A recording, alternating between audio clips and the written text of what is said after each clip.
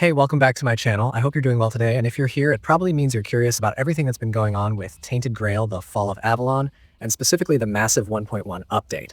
This one is a pretty big deal because it doesn't just patch up some rough edges, it actually changes how you can approach the game and adds brand new reasons to jump back in, even if you've already finished it before. What I want to do in this video is walk you through everything in a really relaxed way, almost like we're hanging out talking about a game we both enjoy. No rushing, no skimming, just actually breaking it all down and reacting to what's new, what works, what feels exciting, and what might surprise you if you haven't played since launch. And yeah, this is going to be a pretty deep chat, so settle in because there's a ton to unpack here. So the first thing that really stands out about Update 1.1 is New Game Plus. I mean, this is the kind of feature that players had been hoping for, because once you finish a long RPG like this, you often wish there was some way to keep going with all the power you've built up, but still face new challenges. And that's exactly what NG Plus is bringing here. What's cool is that it's not just a straight replay of the game, with enemies having slightly higher health. The developers actually thought through what should carry over and what shouldn't. You keep a lot of your character's progression, which means you don't feel like you wasted all that time grinding, but you don't get to hold on to King's power, your recipes, quest items, keys, and all the notes or readable lore pieces you found before. That choice makes sense because it forces NG Plus to still have discovery and effort rather than being a pure victory lap. On top of that, armor gets scaled down a bit depending on which NG Plus level you're on, so you can't just stomp through everything without effort. And enemies are smarter now, tougher, more resistant, and they drop better loot to match the challenge. For me, that's the kind of system that makes a replay feel fresh. It's not just about running through familiar quests faster, it's about genuinely facing the world again with new obstacles and new rewards, and that's a good reason to keep returning even if you've already finished the story once or twice. Another thing that really caught my attention in this update is the new Transmog system. If you're not familiar with the term, Transmog basically means you can change the appearance of your gear without messing with the stats. And honestly, this is one of those features that every RPG should have because, let's be real, sometimes you find a piece of armor that looks awesome, but it's way too weak compared to something else. Or maybe you have a set that has amazing stats, but it just looks clunky and kills the vibe. Now, with this update, you can go to the handcrafting station and actually swap appearances around. Even better, if you're at your home base, you can do it without paying anything. That little detail shows the devs get what players want. Freedom to look the way they want without feeling punished. It's one of those quality of life updates that might not sound dramatic when you read the patch notes, but once you start using it in-game, it makes a massive difference. I've always believed fashion in RPGs is an underrated feature, and now we've got that extra layer of personalization in Tainted Grail. Speaking of content that makes the world feel bigger, the update adds a bunch of new areas, dungeons, and quests. They didn't just fix bugs, they actually expanded Act 3, known as Forlorn Swords, with more caves, loot placements, and side activities. That's the kind of addition that shows the developers aren't just polishing what's already there, they're fleshing it out further. And if you remember how Act 3 felt before, you'll probably notice right away that there's more to do and more reason to explore. On top of that, they dropped 6 brand new quests and 3 new dungeons into the game. That means if you're starting fresh or even jumping into NG+, you've got brand new content to chase. And that's always going to keep things fresh. I personally love when updates don't just fix things, but actually make me excited to explore again. And that's exactly the energy here. Now let's talk about the journal and lore improvements, because this is something I think a lot of people underestimate until they actually sit down and use it. The journal got expanded to over 120 entries, with tons of new lore about NPCs and the world.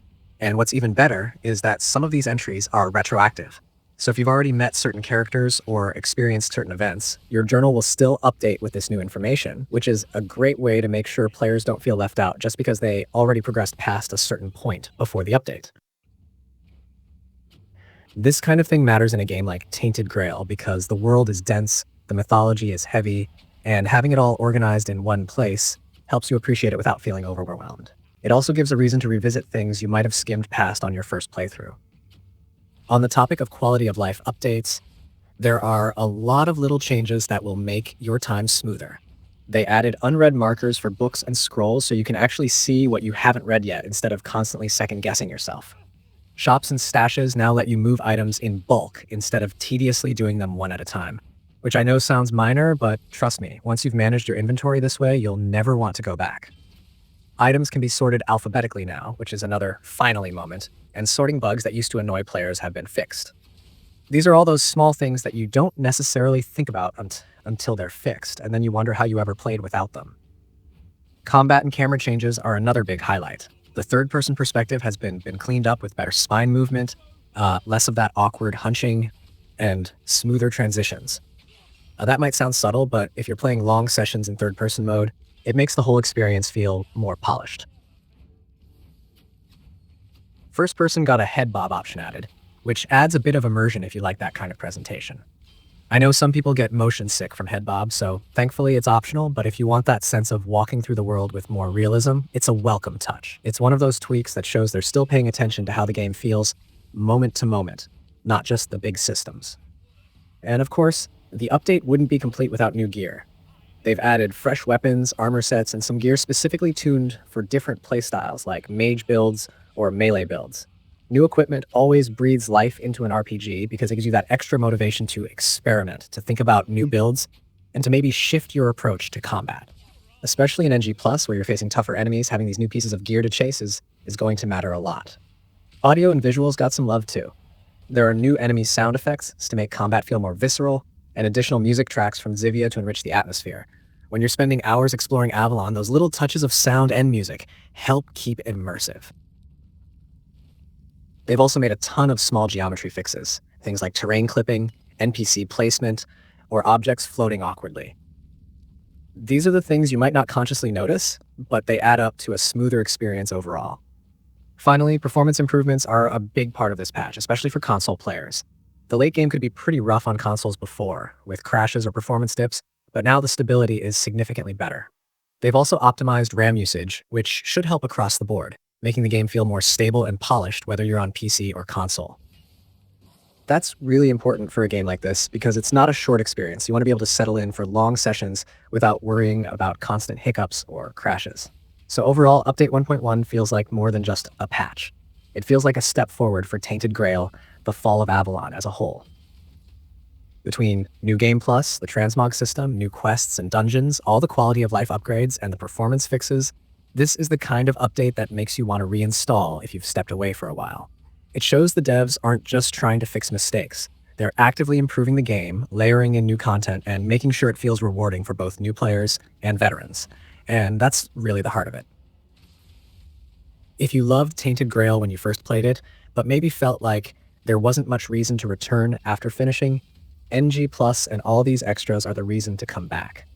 If you've never played before, this is the best time to start because you're getting a much smoother, richer version of the game than what was there at launch. And if you're in the middle of a playthrough, you're still going to notice all these little touches, making the game feel more polished. Now, I've got way more I could say about my own experiences with NG+, with how the new caves and quests feel, and what the Transmog system actually does for how I approach my character. But I'll save some of that for my follow-up video where I'll show gameplay examples and talk about how the changes feel in action.